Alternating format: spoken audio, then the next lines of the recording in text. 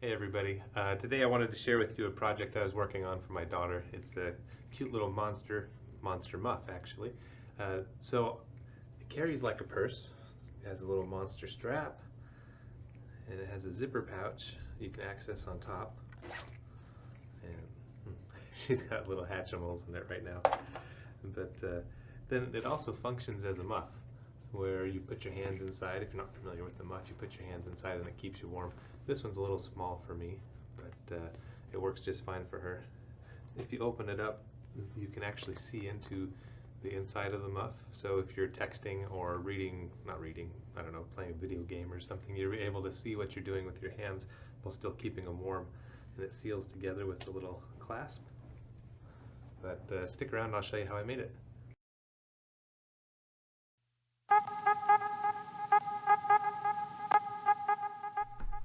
The materials for this project are fairly straightforward. I'm using a polar fleece for the inside where your hands go, and a little bit more polar fleece to make some teeth on the monster.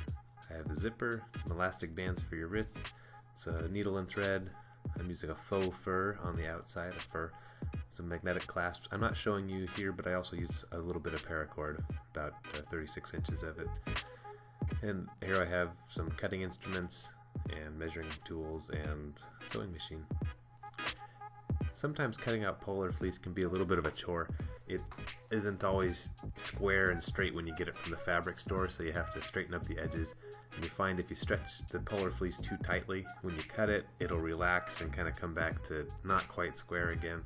But it's not too bad. Just don't overstretch it as you're trying to straighten it out. Just leave it lay kind of relaxed. You'll see here I'm making two of these really big pieces with the hole in the middle. Don't do that. You just need to make one. I goofed the first time and I made my hole the same size as my vinyl. That's not what I want. I want the vinyl to be larger than the hole so I can sew it to the hole. If they're the same size, they don't sew together very well. When you're cutting the faux fur, if you cut it from the back side, you'll find that you're able to just snip the back and leave the fur in the front intact somewhat. That's helpful for keeping down the mess of all the fluff that gets generated as you snip this stuff. It is pretty messy to work with. I recommend having a roll of tape handy or a lint brush or something to pick it up. What also worked well for me was using a wig brush. It's a metal haired brush, looks like a regular comb, but it's made for wigs, so it I don't know, it just works better with the polyester material. So the shoulder strap, what I did is took two strips of the faux fur and I set them so that where they meet in the middle, coming down to the edge of where the muff's going to be, the fur flowed down instead of being upside down or all going the same way. Your choice how you want to do it. I rolled a piece of paracord onto the inside of it and stitched it closed. The stitch it's not really a rolled hem, just kind of halfway, somewhere in between. I just tried to make it so the hem wasn't obnoxiously big. Now, I'm not the best sewer. I've got a few skills. I can run a sewing machine in a straight line, that's about it. And so that's what I use as my tool. You know how they say if you have a hammer, that's your only tool, then every job looks like a nail. That's pretty much how I run with the sewing machine. So to join these two pieces together, I'm not using a rolled hem or anything fancy like that on the outside of the purse. I'm just putting the two pieces of the muff or purse, I go interchangeably here I guess, but put them together facing each other and then sew along the three edges and then turn it inside out, and what you're left with is a nice seam.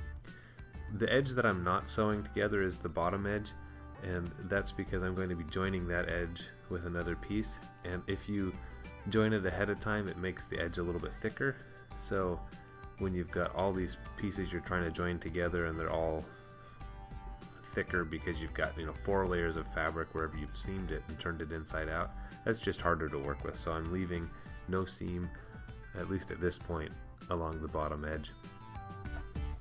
Here I've got my piece turned right side out now. I'm looking it over, looks pretty good. If you find your fleece is stretching a little bit, you can snip it off. Like if it goes too far past the end of your faux fur, just snip off the rest of the polar fleece that you don't need. It's all going to hide on the inside anyway, so as long as it looks nice along the edge, that's what really counts right now. On this piece here, I'm cutting out the view screen, or where the view screen will be for where the vinyl will be. This piece, that little white strip, that ends up being the teeth. So I layer that in there between the fleece and the fur. So when I turn it inside out, it almost kind of looks like a smile. Excuse me. So now this part here, I ended up sewing the sides and along the bottom edge.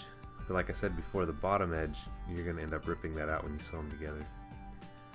Sewing the vinyl is a little bit of a trick, mostly because the vinyl wants to stick to the sewing machine.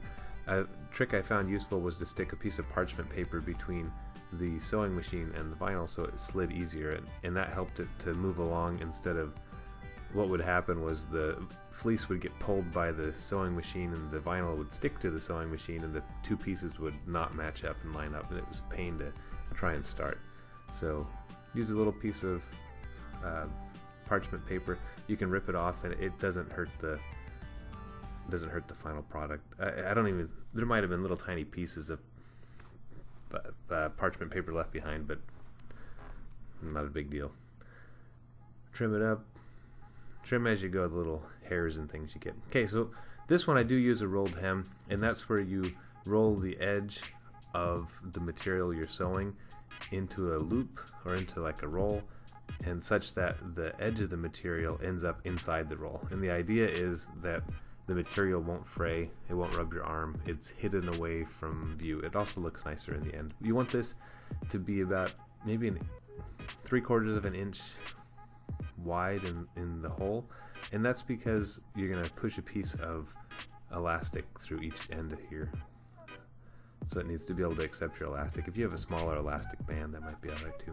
Okay, so now I'm starting to put the purse together, muff together, see how it lays together and what seams I need to join. And I end up joining the two bottom pieces together. See how they're joined down the middle there? And now I'm looking to see how does the muff join in the center. Don't lose too much sleep over if you stitch across your fur and you leave a line of stitching. It's really easy to take that out later, and you'll see at the end I fluff it, and you can pull this fur bits out of the stitches and you don't even know the stitches are there. Sewing the inner tube to the muff. Alright, so making the piece inside into a muff. So that big piece with the hole in it, you just put the ends together and sew a straight line across, and it becomes a tube inside of your muff.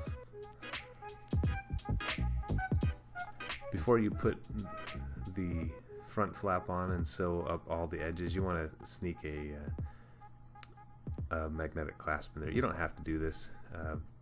I don't know if I would do it again if I built this again, because it doesn't add as much value as I hoped it would.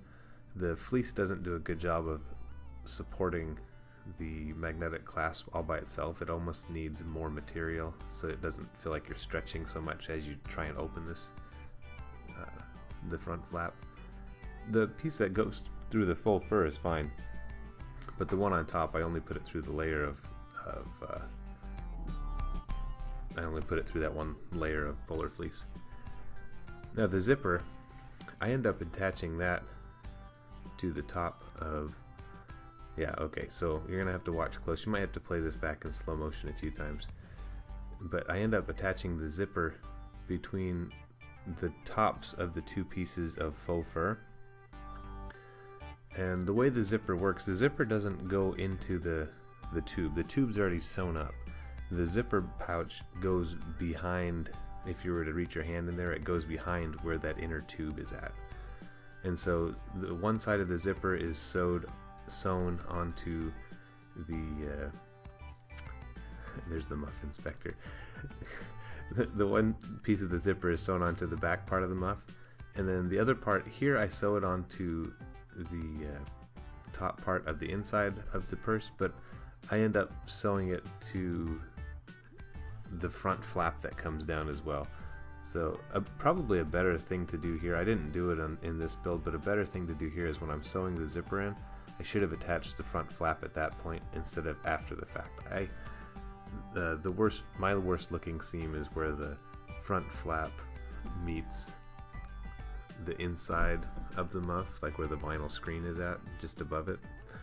And that's because the order of operations of how I sewed this together. I would recommend at this point attaching the front flap.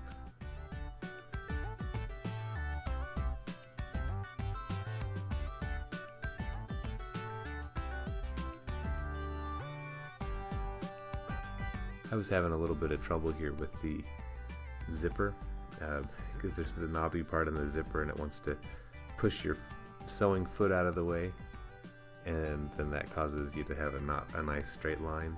So you have to watch for that. Again, trim up your, oh, you can tell too I'm doing this inside out. Sometimes it's easier just to sew a straight line inside out and then flip it right side out to have a nice seam. Kind of how we did the first bit, attaching the fur to the polar fleece. Now for this part, I just want to sew the fleece to the fur along the edges. I don't do it across the piece long ways, and because I don't do that, that allows that zipper pocket to still reach down inside of the muff. Now in my video here, this is where I'm trying to attach the front flap to the inside of the muff, and like I say, this should have been done in the previous step. All three pieces should have been joined at the top side all in one go, but you can do it this way. It's a little bit easier, I think, just working with one layer at a time, but it did take me a fair bit of time. As you can see, this is sped up. I'm still taking forever messing with it, trying to get that zipper lined up and in the right place. And it doesn't look, it's not the cleanest seam on the inside of the muff either, the way I did it, so I'd recommend changing it up. Attaching the shoulder strap, I tried doing this with the sewing machine. It didn't go very well for me. I ended up just resorting to a needle and thread to sew this. It was pretty thick with the paracord. For the elastic bands, it's already a loop. You just need to cut a hole in it big enough for you to stuff your elastic band on through. I used a skewer to push it through. That was easier than pulling or just work it through however you can. And then you pull it tight, sew it, and then sew up the hole you made, pulling or making a hole to push it in. Fluffing and finishing. Everywhere you had a seam, you can go through and pull the fur out of the seam.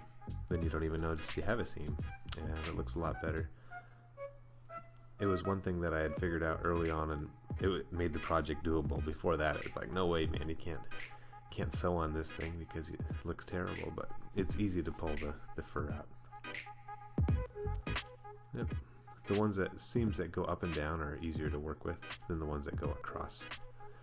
One thing too, when you're sewing that faux fur, you got to watch out. You want to plan your sewing so that you're always going with the fur, not against it. If you go against it, it seems to jam into the machine and prevent you from moving. So here I've left the fur.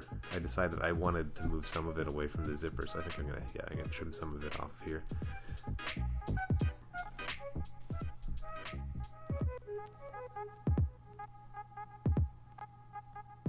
Using tape to pick up some of the fur.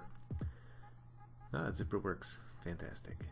Alright, for the face, the mouth, I'm just cutting slits into that polar fleece that we put in there.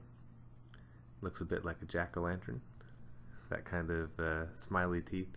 I really like how this turned out. I wasn't sure how this was going to work. I just tried it, and I think it looks really cute on the little monster on the outside. To attach the eyes, I just put them where I thought looked good. I'm using super glue, cyanophthacol, I forget how to say that, the fancy word for super glue, but that's it. You're done. Glue them in place, trim the fur, you're done. So that's it. Thank you for watching. If you liked what you saw, please consider subscribing, liking, sharing, all those fun things. Thank you very much.